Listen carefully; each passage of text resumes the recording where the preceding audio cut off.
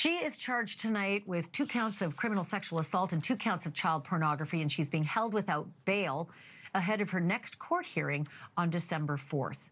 I'm joined now by someone who's been on this story for months. Abby Escobar is a very successful podcaster who's known to her fans and followers as Abby Blabby. Abby, oh my Lord. When you first launched that TikTok, I fell over and then texted you. I didn't think it was real. I couldn't imagine that it was real, but it's real. Where? Yeah, a lot of people thought it was fake. I can imagine why. Where first is the 14-year-old boy's parents in this picture? Well, so his mother passed away. I don't know when or what happened to her, but so it's his father and stepmother that he was living with. But like you said, he ended up moving in with his grandparents because after he came back to Illinois to visit that friend, he started having behavior issues. All he wanted to do was get back to Illinois. So he ended up moving in with his grandparents who lived in St. Louis, which is a lot closer. And then eventually he started having the same kind of behavior problems. And then in July of 2024, I believe it was, he moved in with Robin because she told them that he was friends with her teenage son and she would look after him and she would help out and, she'd welcome him in the house.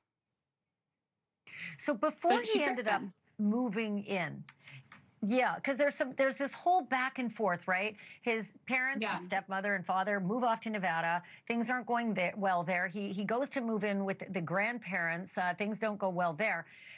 And he was visiting, was coming back to visit Illinois. But where was he staying each of the times that he came back and told grandparents and parents that he was going to visit a friend? With Robin. Yeah, so the timeline, he graduated 8th grade in May of 2023. I have this all written down. And then that Christmas of 2023, he and the stepmom came back to Illinois to visit. And at that visit, he told the stepmom he wanted to go and see this friend. And she thought nothing of it, so she allowed it. And it's believed that's the first time that she sexually assaulted him. And then the stepmom went back to Nevada. He stayed with the grandparents for the rest of the Christmas break. Then after he went back home to Nevada, he started having all these issues. He threatened to run away. He was just acting up. They said it was totally not like him. They didn't know what was going on.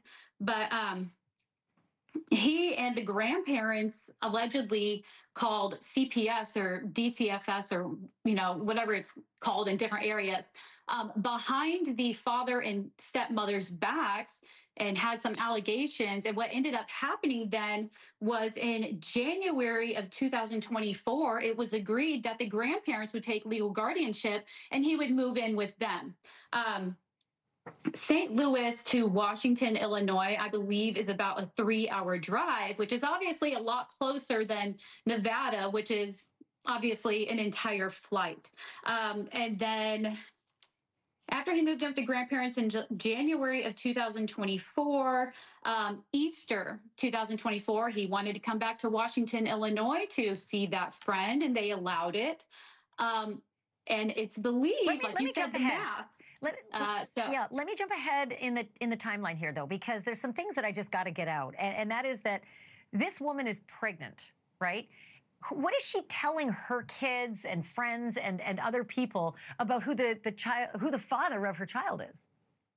Yeah, so from what I was told, she was telling people, like her clients, she was working as a hairstylist. She was telling people that she had this guy she was dating in the military, and he was gone or overseas. And, ironically, she told people that military boyfriend was from St. Louis, which is where the grandparents are from. But she told them that his name was Brian, I think, like it said in the affidavit. And nobody really questioned anything. I mean, why would they? She had the 2 teenagers, but apparently she always wanted to have 3, and everybody was really happy for her. But then people started noticing that this boy was like constantly hanging around her, and people just thought that things were weird. she did this maternity shoot, like you said, and I talked to the photographer who said that she had told her that the boy was 25 years old, but he just had a baby face. Thank you for watching. Subscribe below and download our NewsNation app right now on your phone, and you will get fact-based, unbiased news for all Americans.